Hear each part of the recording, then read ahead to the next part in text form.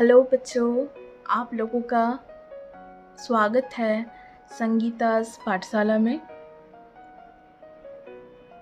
मैं Sangeeta modak, assistant teacher DAV high school Jharia से। मैं आप लोगों की अर्थशास्त्र की शिक्षिका हूँ। अर्थशास्त्र जो विषय है वो हमारे सामाजिक विज्ञान का एक बहुत ही महत्वपूर्ण विषय है जो कि इस बार से आपके साथ जुड़ा है। 9th में हम लोग इस नए विषय को बहुत ही दिलचस्पी के साथ और बहुत ही रोचकता के साथ पढ़ेंगे। तो बच्चों, हम लोग आज इस विषय को शुरू करते हुए कुछ नई चीज़ें, कुछ व्यवहारिक चीज़ें देखेंगे और सीखेंगे और जानेंगे। जैसा कि बच्चों हमने कहा कि हम आज हमारे जो सामाजिक विज्ञान है उसका एक नया विषय शुरू कर रहे हैं जिसे हम अर्थशास्त्र यानी कि इकोनॉमिक्स के नाम से जानते हैं। तो बच्चों, हम लोग देखें ज़रा कि ये अर्थशास्त्र है क्या। इसे हम समझने की कोशिश करेंगे इस कहानी के ज़रिए। आगे और हम लोग देखेंगे चैप्टर्स में कि किस तरीके से अर्थशास्त्र को बताया गया है हम लोगों को। तो सबसे पहले चलिए हम लोग जो चैप्टर 1 है, अध्याय 1 है, उसको शुरू करते हैं, पालमपुर गांव की कहानी, और समझने की कोशिश करते हैं कि आखिर ये अर्थशास्त्र विषय है किस बारे में। तो बच्चों, जैसा कि हम देख पा रहे हैं कि ये एक गांव की कहानी है जिसका नाम है पालमपुर। और इस चित्र के द्वारा आप ये भी देख पा रहे हैं कि यहाँ पे जो है किसान काम कर रहे हैं। और हम जानते हैं कि भारत एक कृषि प्रधान देश है और इसकी आत्मा गांव में निवास करती है, जो कि सही बात है बच्चों, है ना। तो अब बच्चों, इस पाठ को समझने के लिए पालमपुर नामक एक गांव को आधार माना गया है। और ये जो गांव है ये बुलंदशहर जिला पश्चिमी उत्तर प्रदेश में स्थित है। तो अब जरा सा आगे देखें हम लोग कि इस गांव में आखिर हो क्या रहा है। तो भाई, इसके कुछ मुख्य बिंदुएं हैं जो हम पहले समझ लेते हैं। सबसे पहले तो पालमपुर गांव की जो मुख्य क्रिया है कृषि है। जैसे कि हमने कहा कि भारत की भी जो मुख्य क्रिया है वो कृषि है, तो इस प्रकार इस गांव की भी जो मुख्य क्रिया है वो कृषि है। जबकि यहाँ पे अन्य क्रियाएं भी जो है वो की जाती है, जैसे लघु स्तरीय विनिर्माण, डेयरी, परिवहन आदि समेत जो सीमित स्तर है उस पर ही की जाती है। बहुत बड़े पैमाने में नहीं होती है, लेकिन ये सब जो है आपका अन्य क्रियाएं जिसे हम गैर कृषि क्रियाएं कहते हैं वो भी यहाँ पे जो है होती है। तो इनके बारे में हम लोग जो है आगे अच्छे से डिस्कशन करेंगे। अब बच्चों, आगे पालमपुर अपने आसपास के गांव और कस्बों से जुड़ा हुआ है। रायगंज एक बड़ा गांव है जो पालमपुर से 3 किलोमीटर की दूरी पे है, और साहबपुर एक छोटा कस्बा पालमपुर में स्थित है।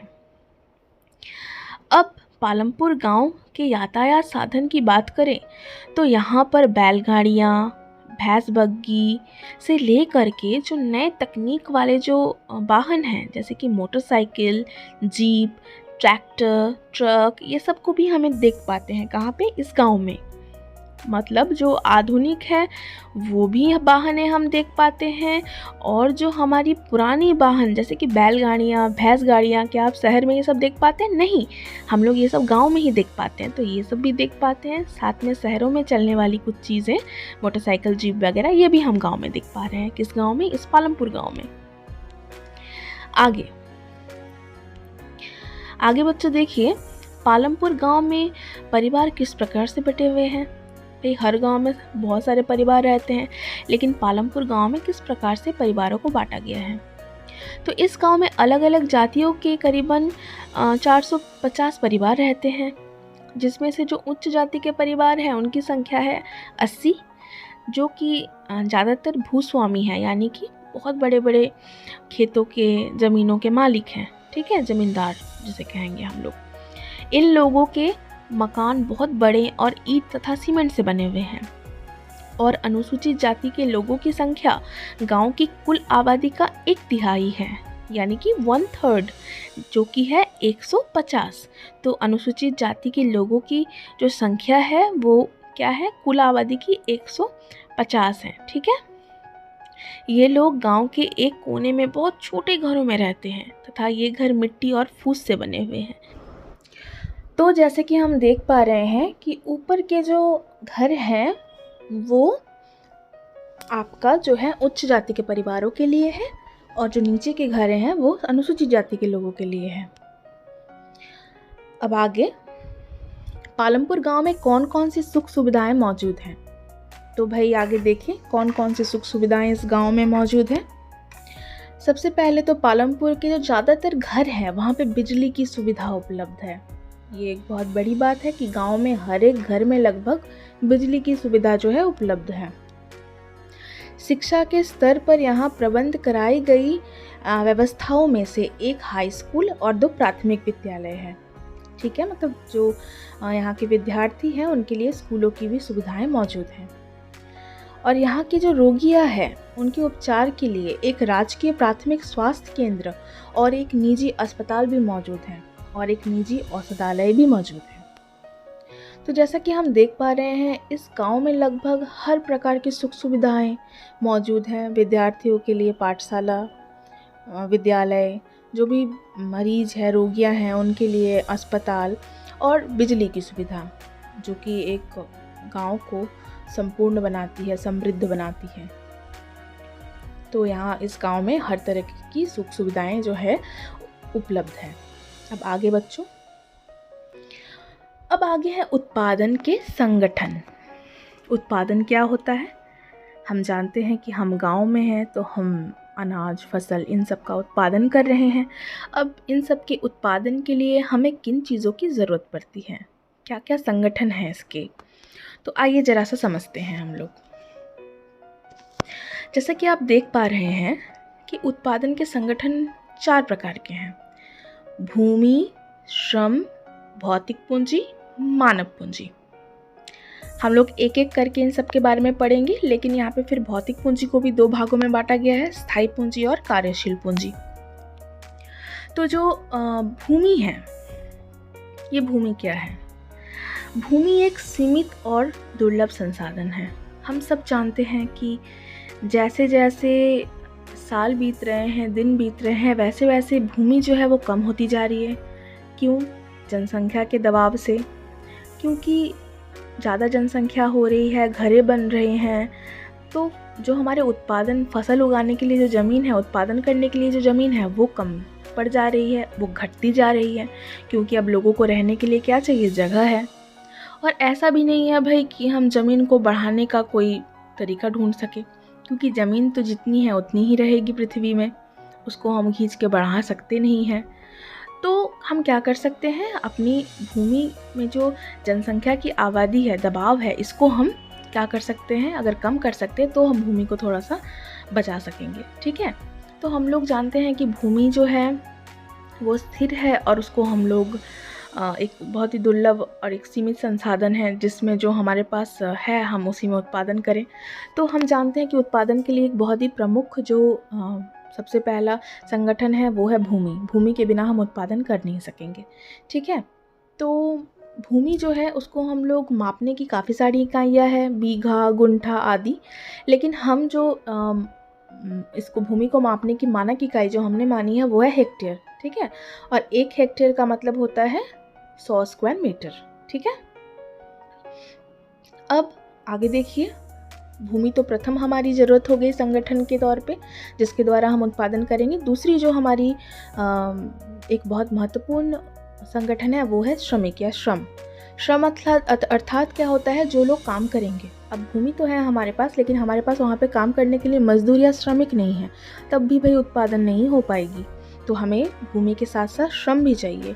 और हम ये भी जानते हैं कुछ ऐसी क्रियाएं होती है, कुछ ऐसे कार्य होते हैं जहाँ पे हमें ज़्यादा पढ़े लिखे कर्मियों की ज़रूरत होती है, लेकिन बाकी जो दूसरे कार्य हैं जैसे कि कृषि का कार्य हो गया, वहाँ पे हमें जो शारीरिक कार्य करने वाले श्रमिकों की ज़रूरत होती है। ठीक है, वहाँ पे पढ़े लिखे कम भी रहें तो चलेगा, लेकिन शारीरिक जो कार्य करने वाले मजदूर हैं या श्रमिक हैं, हमें उनकी ज़रूरत पड़ती है। तो भूमि के बाद जो दूसरा ज़रूरत है हमारा वो क्या है? श्रम। तीसरी जो बात आती है, तीसरी जो संगठन उत्पादन के संगठन है वो है जो भौतिक पूंजी। ठीक है, भौतिक पूंजी का मतलब हो गया उत्पादन के प्रत्येक स्तर पर अपेक्षित कई तरह के आगत हैं। ठीक है, अब भौतिक पूंजी को 2 भागों में बांटा गया है। हम लोगों ने इससे पहले भी देखा, स्थायी पूंजी और कार्यशील पूंजी। अब ये स्थायी पूंजी क्या होती है? जैसे कि अस्थायी पूंजी ये होती है, हम लोग उत्पादन करने के लिए कुछ ऐसे चीज़ें होती हैं, कुछ ऐसी हमारे पास पूंजी होती है जो कि कई वर्षों दर वर्षों तक प्रयोग की जाती हैं, जैसे कि मशीन, औजार, भवन। अब एक बार औजार खरीद लिए तो उस औजार से हम काफ़ी सारे बार उत्पादन की प्रक्रिया को प्रतिपादित कर सकते हैं। मशीन एक बार अगर खरीद लिए, मोटर खरीद लिए, मिल जहाँ पे आटा चक्की है वहाँ के लिए हम अगर मशीन खरीद लेते हैं तो उसमें भी हम लोग साल दर साल उत्पादन कर सकते हैं। ठीक है, वस्तु का विनिर्माण कर सकते हैं। गेहूं से आटा बनाते रहेंगे, उसे हमें हर वर्ष खरीदने की ज़रूरत नहीं है, हर बार उत्पादन के लिए खरीदने की ज़रूरत नहीं पड़ती है। ऐसे जो भी हमारे वस्तुएं होती हैं उसे हम, इसमें जो पूंजी लगती है उसे हम स्थायी पूंजी कहते हैं। मतलब एक बार निवेश कर दिया तो फिर वो क्या हो गया, आपके पास काफ़ी सालों के लिए रह जाएगा। दूसरा है कार्यशील पूंजी, जिसके नाम से ही हम जान पा रहे हैं कि कार्य के दौरान हमें जो पूंजी लगती है, कार्य जो हम करते हैं, उत्पादन जो हम करेंगे उसके दौरान हमें किन चीज़ों की ज़रूरत पड़ सकती है? 2 चीज़ों की ज़रूरत पड़ती है, कच्चा माल और नगद पैसा। कच्चा माल क्या होता है? हम अगर मानिए कि जैसे कि एक आइसक्रीम फैक्ट्री है, वहाँ पर हमें आइसक्रीम बनानी है। आइसक्रीम के लिए कच्चा माल क्या हो जाएगा? दूध कच्चा माल हो जाएगा। तो दूध क्या हो गया? दूध का प्रयोग करके दूध का विनिर्माण करते हैं हम, और हम लोग आइसक्रीम का या फिर दही का या फिर जो भी दूध से बनने वाले जो भी आपके अलग अन्य वस्तुएं हैं उनका हम लोग क्या करते हैं? विनिर्माण करते हैं। वैसे ही कच्चे माल के तौर पे हम ये भी देख सकते हैं, जब हम कृषि या किसान की बात करते हैं तो उन्हें उर्वरकों का, उसके बाद फिर बीजों का, इन सब चीज़ों का ज़रूरत पड़ता है। ये सब चीज़ें जब वो उत्पादन करेंगे तब उन्हें लगेगी। तो ये कार्य के दौरान जो पूंजी लगती है उसे हम कार्यशील पूंजी कहती है। और पैसे भी जो होते हैं, नकद पैसा भी जो है, जब हम लोग किसी चीज़ का उत्पादन करते हैं तो लगता है, काफ़ी सारी चीज़ों में नकद पैसा लगता है। जैसे हम लोग विद्युत का इस्तेमाल कर रहे हैं, इलेक्ट्रिसिटी का इस्तेमाल कर रहे हैं, तो उसमें भी हम लोगों को पैसा देना होता है। जब उत्पादन करेंगे, उत्पादन जैसे होगा, ज़्यादा उत्पादन होगा तो ज़्यादा बिजली बिल देना पड़ेगा हम लोग को, कम उत्पादन होगा तो कम बिजली बिल लगेगा, क्योंकि हम मोटर भी उसी से चला रहे हैं, मशीन्स भी उसी से चला रहे हैं। तो हमें वो जो है काम पे निर्भर करता है, जिस प्रकार का काम होगा उस प्रकार से कार्यशील पूंजी जो है वो बदलती रहती है। ठीक है, तो स्थायी पूंजी और कार्यशील पूंजी, ये 2 प्रकार की भौतिक पूंजी है। भौतिक का मतलब क्या होता है? जिसे हम छू या देख सकते हैं। तो ये पूंजी 2 प्रकार की हो गए। अब है चौथा, मानव पूंजी। ये बहुत ही महत्वपूर्ण है। हमारे पास सारे संगठन हैं, लेकिन अगर मानव पूंजी नहीं है तो हम कार्य कैसे कराएंगे भाई? तो मानव पूंजी क्या है? अर्थात आपको स्वयं उपयोग हेतु या बाजार में बिक्री हेतु उत्पादन करने के लिए भूमि, श्रम और भौतिक पूंजी को एक साथ करने योग्य बनाने के लिए ज्ञान और उद्यम की आवश्यकता पड़ती है। अगर आपके पास ज्ञान नहीं है, आपके पास उद्यमी नहीं है, तो आप काम कैसे कराएंगे? अब श्रमिक तो है, आपके पास भूमि तो है, भौतिक पूंजी भी है, लेकिन आपके पास जो है ज्ञान नहीं है कि किस तरीके से उत्पादन होगा। मशीन तो है, लेकिन मशीन चलाने नहीं आती है, तो फिर किस तरीके से काम होगा? तो इसके लिए क्या है, मनुष्य जो पूंजी है ज्ञान के तौर पे या फिर एक उद्यमी के तौर पे, उद्यम के तौर पे, वो भी होना बहुत आवश्यक है। अर्थात हम लोगों ने अभी क्या देखा? हम लोगों ने देखा कि हमारे पास जो है 4 जो है उत्पादन के संगठन हैं, भूमि, श्रम, भौतिक पूंजी और मानव पूंजी, जिसके द्वारा हम उत्पादन को प्रतिपादित कर सकते हैं। इनके बगैर हम उत्पादन की क्रिया को जो है प्रतिपादित नहीं कर पाएंगे। तो बच्चों, आइए एक बार हम लोग फिर से देख लेते हैं कि हम लोगों ने आज क्या क्या पढ़ा है। हम लोगों ने पढ़ा है पालमपुर गांव के बारे में जाना। हमने देखा कि पालमपुर गांव में परिवार किस तरीके से बटे हुए हैं। फिर हमने देखा कि पालमपुर गांव में कौन कौन सी सुविधाएं उपलब्ध हैं, और हम देखे कि उत्पादन के संगठन क्या क्या है। ठीक है, हमने इस अध्याय को पार्ट 1 और पार्ट 2 में बांटा हुआ है। आज हम लोगों ने पार्ट 1 को देख लिया है। पार्ट 2 में हम लोग देखेंगे कि इसके आगे और हम लोग जानेंगे। तो बच्चों, इस वीडियो को अंत तक देखने के लिए आप सबका बहुत बहुत धन्यवाद। संगीताज पाठशाला को ऐसे ही प्रमोट करते रहें। Like, share and subscribe the channel.